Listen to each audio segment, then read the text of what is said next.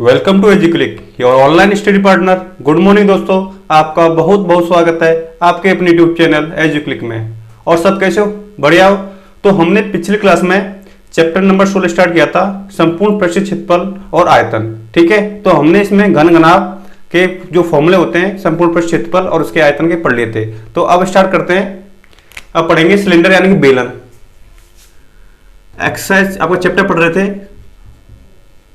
16, इसका नाम है संपूर्ण पृष्ठीय क्षेत्रफल, टोटल सरफेस एरिया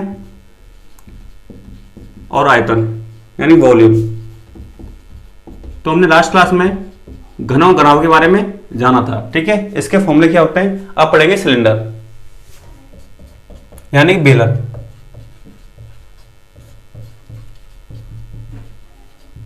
तो आपने सिलेंडर देखा होगा, इसकी आकृति कैसी होती है।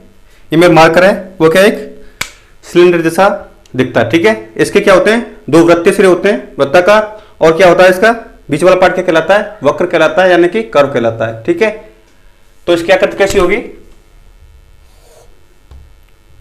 इस टाइप की होगी। इसके क्या है, दो वृत्तीय सिरे होंगे यानी कि वृत्ताकार सिरे हैं इसके। और इसकी रेडियस है कितनी, आर। इसकी भी क्या है, आर है, समान आकार के हैं। और इसकी ऊंचाई मान लेते हैं एच है। ठीक है, तो इसकी जो वृत्तीय सिरे ये क्या सॉलिड है, ठोस है, यानी कि इसकी जो वृत्तीय सिरे हैं वो क्या है, बंद है। ठीक है, तो इसका निकालेंगे क्या, संपूर्ण पृष्ठीय क्षेत्रफल और इसका आयतन। ठीक है, तो पहले निकालेंगे वक्र पृष्ठीय क्षेत्रफल।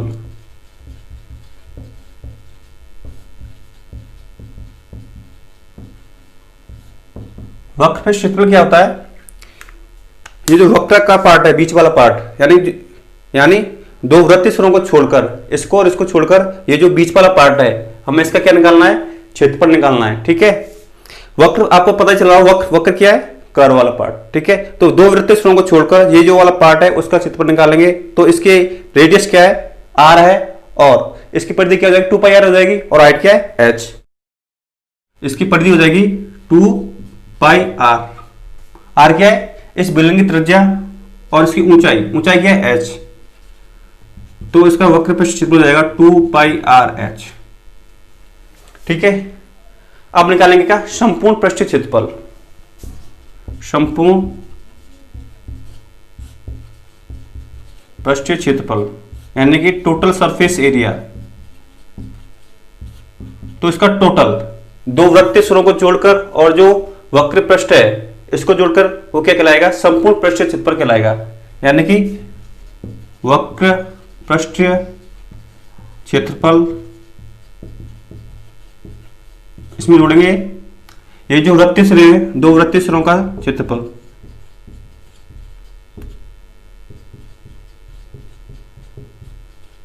इसके आधार क्या है, वृत्त हैं। ठीक है, तो हमने निकाला था वक्र पृष्ठीय क्षेत्रफल क्या होता है, 2 पाई आर एच प्लस दो वृत्तीय सिरे, वृत्त का क्षेत्रफल क्या होता है, पाई आर स्क्वायर। दो वृत्तीय सिरे तो 2 से मल्टीप्लाई हो जाएगा, तो 2 गुणा पाई आर स्क्वायर। ठीक है, तो यहां से 2 पाई आर कॉमन ले लेंगे, 2 पाई आर कॉमन ले लिया, तो यहां पे क्या बचेगा, h प्लस, और यहां पे क्या बचेगा, एक r बचेगा। ठीक है, तो इसका संपूर्ण पृष्ठीय क्षेत्रफल हो गया 2 pi R into H plus R. ठीक है, अब इसका आयतन, बेलन का आयतन,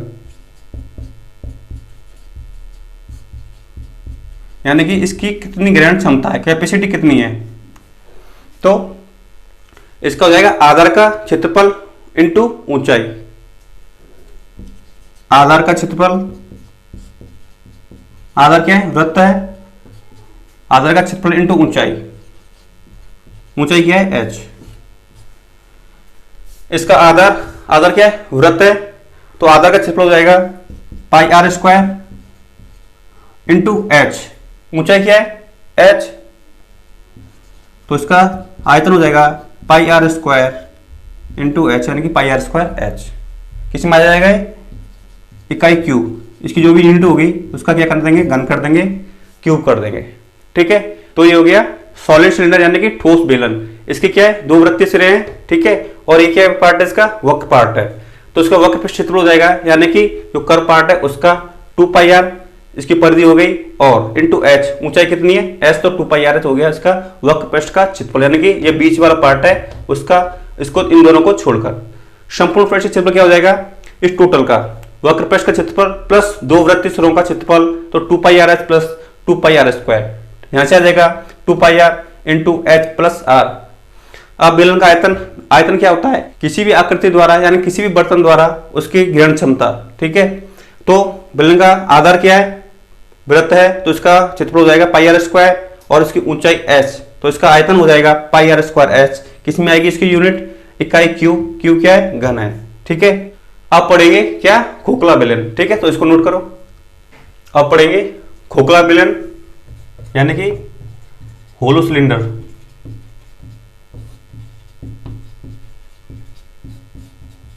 होलो सिलेंडर, होलो सिलेंडर क्या होता है, ये क्या है, दो बेलन से मिलकर बना होता है। ठीक है, दो बेलन से मिलकर बना होता है। तो इसकी आकृति कैसी होगी, इस टाइप की होगी। इसमें क्या है, ये जो दो बेलन है वो क्या है, उनकी ऊंचाई सेम है, सेम ऊंचाई के हैं, यानी बराबर ऊंचाई के हैं, समान ऊंचाई के हैं, और और इनकी त्रिज्या क्या है, डिफरेंट है, यानी कि अलग अलग है, अलग अलग इसके त्रिज्या के हैं। इनके हाइट तो क्या है, दोनों की, दोनों बेलन की क्या है, बराबर है, एच है, और इनकी त्रिज्या, ये जो बड़ा बेलन है, जो बाह्य बेलन है, उसकी त्रिज्या है R1, और ये जो छोटा बेलन है यानी कि अंत्य वाला, अंदर वाला बेलन है, उसकी त्रिज्या है R2। इसके जो सिरे हैं, वृत्ताकार सिरे हैं, वो क्या है, खुले हैं। ठीक है, यानी कि दो बेलनों से मिलकर बना होता है। ये क्या है, संकेंद्रीय है, यानी कि इनका केंद्र एक ही है, समान ऊंचाई के हैं, और अलग अलग त्रिज्या के हैं।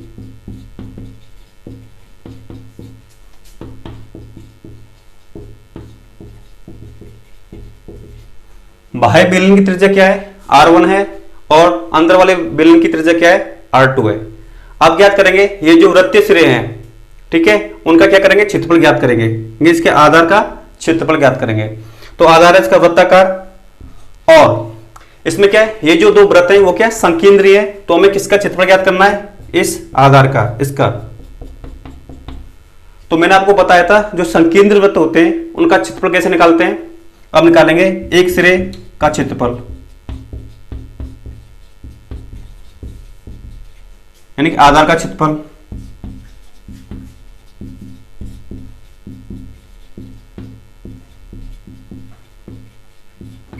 बाह्य वृत्त के क्षेत्रफल में क्या करेंगे, जो अंदर वाला वृत्त है उसका क्षेत्रफल घटा देंगे, तो हमारे पास आ जाएगा एक सिरे का क्षेत्रफल। ठीक है, ये जो वाला पार्ट है मैं छायांकित किया है वो पार्ट आ जाएगा। तो बड़े बेलन की त्रिज्या क्या है, R1, तो पाई R1 स्क्वायर, और छोटे बेलन की त्रिज्या क्या है, R2, तो पाई R2 स्क्वायर।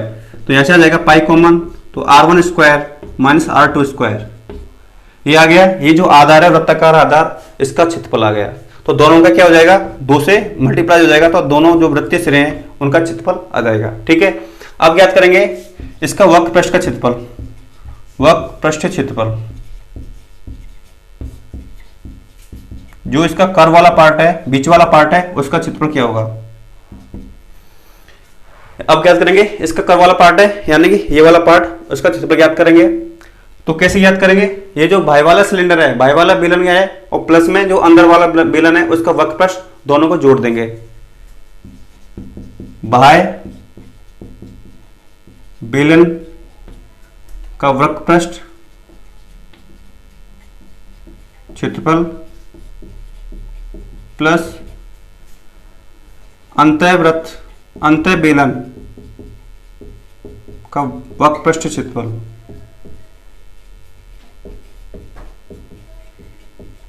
मैंने आपको जो सॉलिड बेलन पढ़ाया था, ठोस बेलन पढ़ाया था, उसके वक्र पृष्ठ का क्षेत्रफल क्या होता है, 2 पाई आर एच।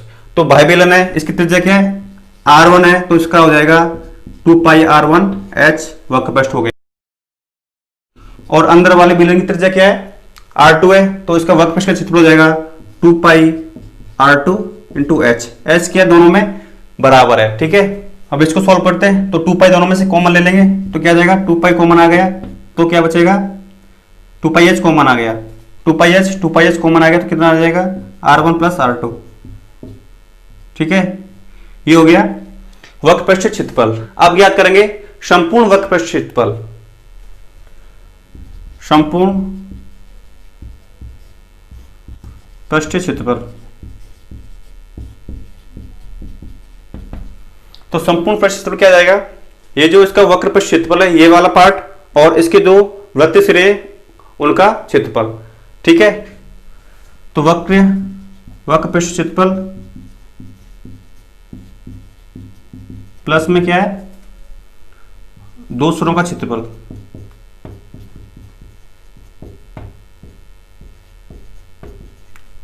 ठीक है। तो वक्रपृष्ठ का क्षेत्रफल कितना आया है, 2 पाई H R1 प्लस R2 और सिरों का क्षेत्रफल, दो सिरे इसके, एक सिरे का क्षेत्रफल निकाला था हमने पाई R1 square minus R2 square, तो दो है तो दो से मल्टीप्लाई हो जाएगा, तो पाई R1 square minus R2 square. तो इसको सॉल्व करते हैं, यहां पे क्या R1 square minus R2 square, एक फॉर्मूला होता है मैंने आपको बताया था बीजगणित का, ए स्क्वायर माइनस बी स्क्वायर। इसको कैसे ओपन करते हैं, एक बार प्लस ए प्लस बी और एक बार माइनस ए माइनस बी, तो इसका क्या हो जाएगा, R1 square minus R2 square का R1 plus R2 into R1 minus R2, तो 2 पाई H R1 plus R2 plus 2 पाई, इसका हो जाएगा R1 प्लस R2 और एक बार माइनस R1 माइनस R2, ठीक है। इसको यहां पे सॉल्व कर लेते हैं, यहां पे क्या 2 पाई H, यहां पे क्या 2 पाई, 2 पाई यहां पे, 2 पाई यहां पे, R1 प्लस R2 और R1 प्लस R2, तो यहां से 2 पाई R1 प्लस R2 कॉमन ले लेंगे, 2 पाई R1 प्लस R2 कॉमन ले लिया, ठीक है। तो यहां पे क्या बचेगा, H बचेगा और यहां पे क्या बचेगा, R1 माइनस R2, ठीक है। तो H plus R1 minus R2, R1 minus R2, ये हो गया संपूर्ण पृष्ठीय क्षेत्रफल इस खोखले बेलन का। 2 पाई R1 प्लस R2 ब्रैकेट में क्या है, यहाँ पे H बचेगा, H प्लस यहाँ पे क्या बचेगा, R1 माइनस R2, ठीक है। ये हो गया संपूर्ण पृष्ठीय क्षेत्रफल का फॉर्मूला, ये आपको क्या है याद रखना है।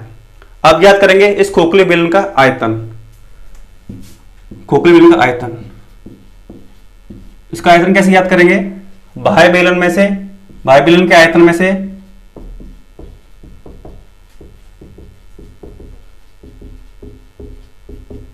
जो अंदर वाला वेतन है, अंतः बेलन का आयतन माइनस कर देंगे, तो आ जाएगा खोखले बेलन का आयतन, यानी कि ये वाला पार्ट, जो बीच वाला पार्ट है, इसका आयतन आ जाएगा। तो बाह्य बेलन, बाह्य बेलन की त्रिज्या क्या है, R1 है, और मैंने आपको बताया था ठोस बेलन का जो आयतन होता है क्या होता है, पाई R स्क्वायर H। तो बाह्य बेलन का आयतन हो जाएगा पाई R1, इसकी त्रिज्या है R1 स्क्वायर H, H क्या है, दोनों बेलन की बराबर है, समान है, और अंतः बेलन का आयतन हो जाएगा पाई R2 स्क्वायर H। तो यहां से आ जाएगा पाई H कॉमन आ जाएगा दोनों में से, तो क्या बचेगा, R1 square minus R2 square. तो ये हो गया आयतन किसका, खोखले बेलन का, पाई H R1 square minus R2 square, ठीक है। तो ये हो गया आपका खोखला बेलन, इसका संपूर्ण पृष्ठ क्षेत्रफल होता है 2 पाई R1 plus R2 into H plus R1 minus R2, इसका वक्रपृष्ठ क्षेत्रफल होता है 2 पाई H into R1 plus R2 और इसका आयतन होता है पाई H R1 square minus R2 square, ठीक है। आप याद करेंगे किसका, कोण का यानी कि शंकु का, तो इसको नोट करो। अब पढ़ेंगे शंकु यानी कि कोण।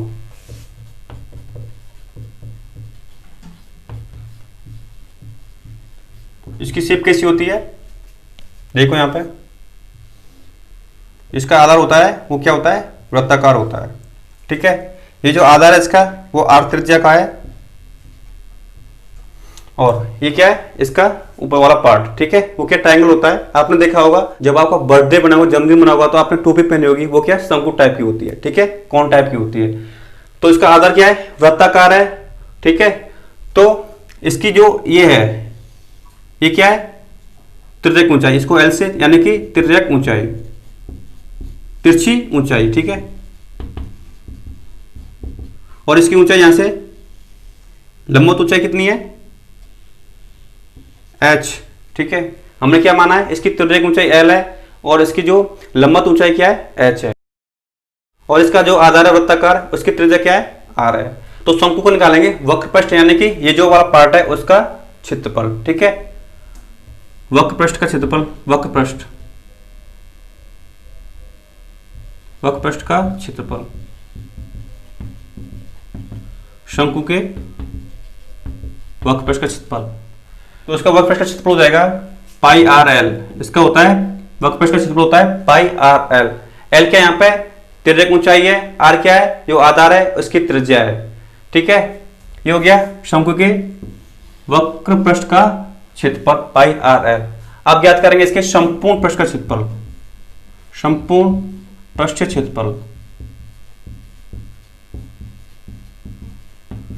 तो क्या हो जाएगा, वक्रपृष्ठ का क्षेत्रफल, वक्रपृष्ठ प्लस इसका जो आधार है, आधार का क्षेत्रफल, तो क्या हो जाएगा संपूर्ण पृष्ठ का क्षेत्रफल हो जाएगा। वो आधार कैसा इसका वृत्ताकार है, तो वक्रपृष्ठ का क्षेत्रफल कितना होता है पाई आर एल प्लस वो आधार, आधार क्या वृत्ताकार, इसकी त्रिज्या आर, तो वृत्त का क्षेत्रफल कितना होता है पाई आर स्क्वायर, तो हो जाएगा इसका पाई आर स्क्वायर, इसका हो जाएगा आधार का क्षेत्रफल। तो यहां से ले लेंगे पाई आर कॉमन ले लेंगे, तो यहां पे क्या बचेगा केवल एल प्लस, और यहां पे क्या बचेगा पाई आर कॉमन आ गया तो आर बचेगा, ठीक है। तो ये हो गया शंकु का संपूर्ण पृष्ठ क्षेत्रफल pi R into L plus R. L के यहाँ पे इसकी त्रिज्यक रेखा यानी कि इंक्लाइन हाइट, और आर क्या इसकी वृत्त की त्रिज्या यानी कि शंकु की त्रिज्या। अब याद करेंगे शंकु का आयतन,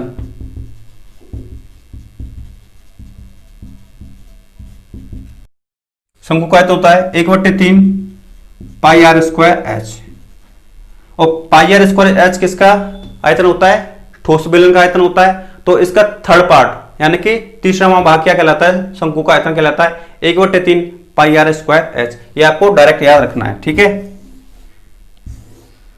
तो शंकु का वक्रपृष्ठ का क्षेत्रफल हो गया पाई आर एल, और संपूर्ण पृष्ठ क्षेत्रफल हो गया वक्रपृष्ठ का क्षेत्रफल प्लस आधार का क्षेत्रफल, तो पाई आर एल प्लस आधार का क्षेत्रफल क्या वृत्ताकार है तो पाई आर स्क्वायर, तो पाई आर आंसर कॉमन ले एल प्लस आर आ गया इसका क्षेत्रफल। और शंकु का आयतन क्या होता है, जो बेल ठोस बेलन होता है उसका थर्ड पार्ट होता है, तो 1/3 into pi are square h. H क्या है इसकी लंबवत ऊंचाई है, ठीक है। आप पढ़ेंगे इससे आगे, आपका एक बचा है गोला, गोला और अर्धगोला यानी कि स्फीयर, ठीक है। तो इसको नोट करो, तो उससे आगे पढ़ेंगे गोला। अब पढ़ते हैं लास्ट गोला, स्फीयर। तो आपने गोला देखा होगा, गोला क्या होता है, आपने एक क्रिकेट बॉल देखी होगी, वो क्या है गोलाकार होती है, और फुटबॉल भी क्या है गोलाकार होती है, ठीक है। तो इसकी शेप होती है गोलाकार, और इसके जो केंद्र है वो क्या कहलाएगा, जो मिड पॉइंट है वो इसका केंद्र कहलाता है, और इसकी क्या है त्रिज्या क्या है आर है। आप याद करेंगे किसका आयतन, तो इसका आयतन होता है गोले का 4/3 पाई आर क्यूब। आर क्या है इस गोले की त्रिज्या है, और इसका संपूर्ण पृष्ठ क्षेत्रफल क्या होता है, संपूर्ण पृष्ठीय क्षेत्रफल 4 पाई आर स्क्वायर, यानी कि वृत्त के क्षेत्रफल का 4 गुना होता है इसका संपूर्ण पृष्ठीय क्षेत्रफल। अगर अर्धगोला हो तो अर्धगोला क्या समझाएगा, इसका आधा, ठीक है, और इसकी त्रिज्या भी आर है। तो अर्धगोले का जो आयतन होगा वो क्या होगा, अर्धगोले का आयतन,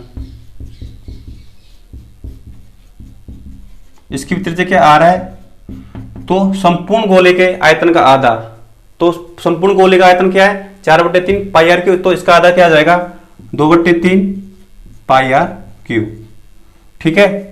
और इसका संपूर्ण पृष्ठ क्षेत्रफल क्या आ जाएगा, संपूर्ण पृष्ठ क्षेत्रफल, ठीक है। तो इसका आधा, आधा क्या हो जाएगा 2 पाई आर स्क्वायर, ये वाला पार्ट। तो ये यहां तक का हो गया, इस आधार को छोड़कर ये क्या हो गया, आधा हो गया। तो 2 पाई आर स्क्वायर, और जो नीचे वाला पार्ट क्या है वो भी वृत्ताकार होगा, यानी कि पाई आर स्क्वायर। तो इसका हो जाएगा संपूर्ण पृष्ठीय क्षेत्रफल 3 पाई आर स्क्वायर। ये आपको याद रखना है, आपको 2 पाई आर स्क्वायर नहीं करना है, क्या करना है 3 पाई आर स्क्वायर। ठीक है, ठीक है। इसका संपूर्ण पृष्ठीय क्षेत्रफल किसका, अर्धगोले का। किसका है, अर्धगोले का।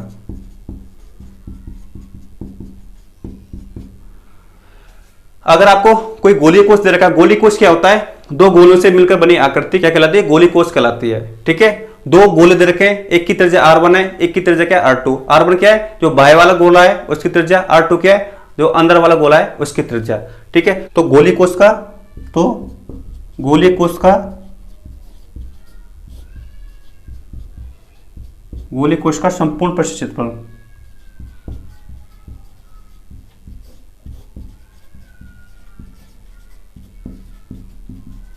यानी कि क्या कर लेंगे, बाहर वाले गोले में से क्या है, अंदर वाला गोला घटा देंगे तो आ जाएगा इसका संपूर्ण पृष्ठीय क्षेत्रफल। और संपूर्ण पृष्ठीय क्षेत्रफल क्या होता है गोले का, 4 पाई आर स्क्वायर। और बड़े गोले की त्रिज्या क्या है, r1, तो 4 पाई r1 स्क्वायर। और जो अंदर वाला गोला है उसकी त्रिज्या r2 है, तो हो जाएगा 4 पाई r2 स्क्वायर। ठीक है, तो 4 पाई कॉमन ले लेंगे दोनों में से, तो क्या बचेगा, r1 square minus r2 square. ये हो गया गोलीय कोष का संपूर्ण पृष्ठीय क्षेत्रफल। अब ज्ञात करेंगे गोलीय कोष का आयतन। गोलीय कोष का आयतन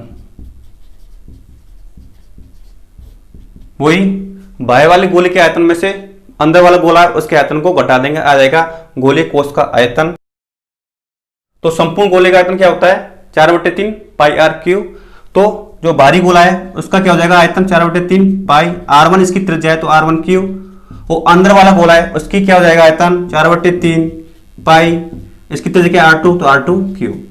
ठीक है, तो ले लेंगे 4/3 कॉमन ले लेंगे, 4/3 और पाई कॉमन आ गया दोनों में से, तो r1 Q minus r2 Q बचा। ठीक है, तो क्या किया हमने, 4/3 पाई कॉमन ले लिया, तो यहाँ पे क्या होता है r1 क्यू, और यहाँ पे क्या होता है r2 क्यू, तो r1 Q minus r2 Q. ये हो गया गोलीय कोष का आयतन।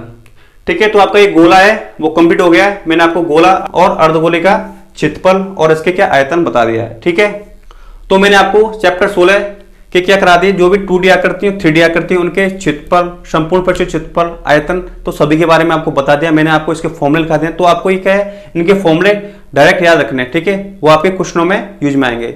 मैंने आपको इसका बेसिक बता दिया है। अब करेंगे इसके क्वेश्चन चैप्टर नंबर 16 के। ठीक है, तो इसको नोट करो, इसके एग्जाम्पल देखते हैं।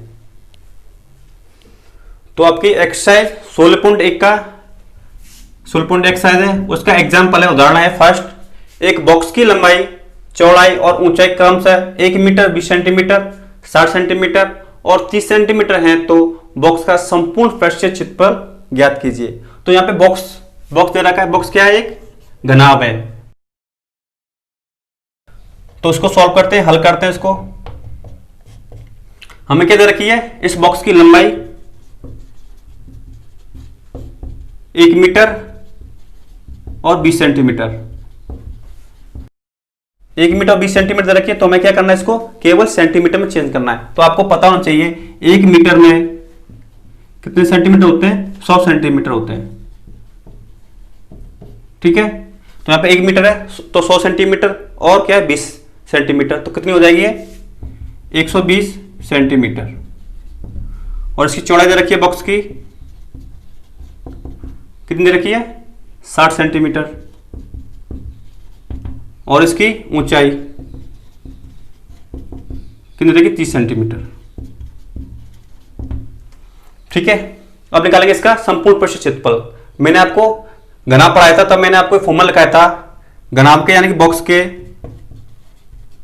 बॉक्स का संपूर्ण पृष्ठीय क्षेत्रफल।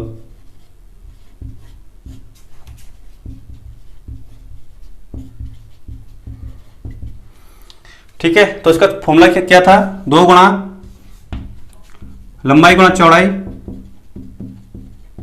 प्लस चौड़ाई गुणा ऊंचाई प्लस ऊंचाई गुणा लंबाई। याद आ रहा है आपको, इसका फॉर्मूला क्या होता है, 2 गुणा लंबाई गुणा चौड़ाई प्लस चौड़ाई गुणा ऊंचाई प्लस ऊंचाई गुणा लंबाई। ठीक है, तो इसमें इसका मान रख देंगे लंबाई, चौड़ाई और ऊंचाई का, तो 2 गुणा लंबाई कितनी है इसकी 120 सेंटीमीटर इंटू चौड़ाई, चौड़ाई कितनी है 60 सेंटीमीटर प्लस चौड़ाई कितनी है 60 और ऊंचाई कितनी है 30 प्लस ऊंचाई कितनी है 30 और लंबाई कितनी है 120। सिंपल क्या करना है, इसका गुणा करना है। 120 गुणा 60 तो कितना हो जाएगा 7200 और 60 गुणा 30 1800 प्लस 30 गुणा 120 कितना हो जाएगा 12 36 3600। ठीक है, तो इसको कैलकुलेट करते हैं तो कितना आ जाएगा 12600। ठीक है, तो क्या करना है 2 से मल्टीप्लाई करना, 12600 कितना आ जाएगा 25200। ठीक है, किसमें इसकी इकाई सेंटीमीटर में, तो सेंटीमीटर का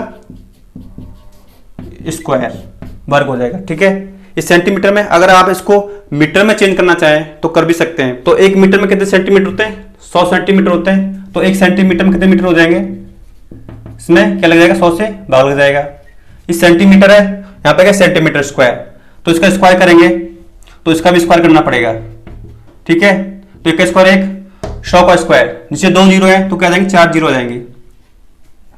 ठीक है, तो इसका क्षेत्रफल किसमें सेंटीमीटर स्क्वायर में। अगर इसको आप मीटर में चेंज करते हैं तो क्या करना पड़ेगा 10,000 से भाग देना पड़ेगा। ठीक है, तो इसको मैं यहां पे बताता हूं 25,200 में अगर आप 10,000 से डिवाइड करते हैं तो किस में आ जाएगा, ये मीटर स्क्वायर में आ जाएगा। यहाँ पे नीचे 4 जीरो है तो 4 के बाद क्या आएगा पॉइंट आएगा। ठीक है, तो यहां से आ जाएगा 2.52 किसमें मीटर स्क्वायर में।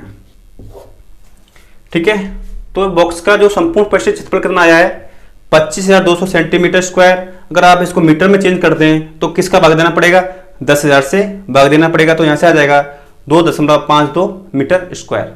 ठीक है, बहुत ही इजी क्वेश्चन था, इसमें केवल आपको क्या है संपूर्ण पृष्ठीय क्षेत्रफल का फॉर्मूला लिखना था। ठीक है, अब करते हैं नेक्स्ट एग्जांपल, एग्जांपल नंबर 2। तो इस प्रश्नावली का अगला एग्जांपल उदाहरण है नंबर 2। एक घन का संपूर्ण पृष्ठीय क्षेत्रफल 864 वर्ग सेंटीमीटर है, तो घन की भुजा ज्ञात कीजिए। ठीक है, तो हमें जो घन है उसका संपूर्ण पृष्ठीय क्षेत्रफल का फॉर्मूला लगाना है सिंपली। तो सॉल्यूशन करते हैं इसका।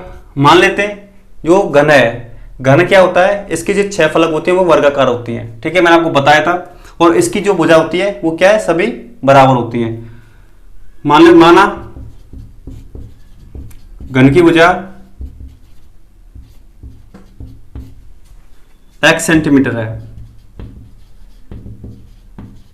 ठीक है, तो लगाएंगे घन का संपूर्ण पृष्ठीय क्षेत्रफल का फॉर्मूला। तो घन का संपूर्ण पृष्ठीय क्षेत्रफल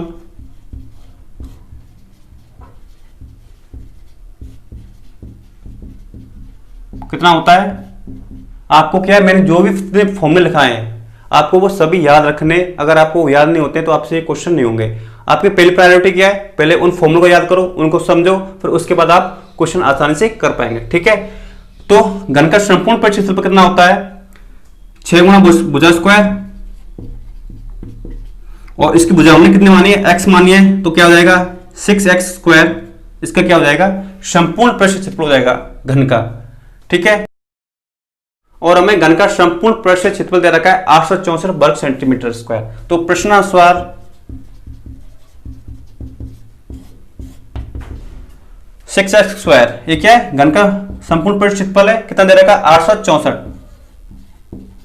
ठीक है, तो यहां से x का मान निकालेंगे तो x स्क्वायर 6 के मल्टीपल में गुणा में, तो इसका पंचांतर होगा तो किस में जाएगा भाग में जाएगा, तो 864/6। तो 6 का भाग देंगे, इसमें 6 का भाग देंगे, 6 के 6 2, 6 चौक 24 2 और 6 चौक 24, यह जाएगा 144। ठीक है, अब यहाँ पे x स्क्वायर है तो हमें x का मान निकालना है, तो क्या ले लेंगे इसका वर्गमूल ले लेंगे। ठीक है, तो x का वर्गमूल कितना होगा, x स्क्वायर से वर्गमूल कैंसिल हो जाएगा, और यहाँ पे 144 और 144 का वर्गमूल ले लो तो x बराबर आ जाएगा 144 किसका वर्गमूल होता है 12 का, और किसमें सेंटीमीटर में, तो x बराबर आ जाएगी सेंटीमीटर।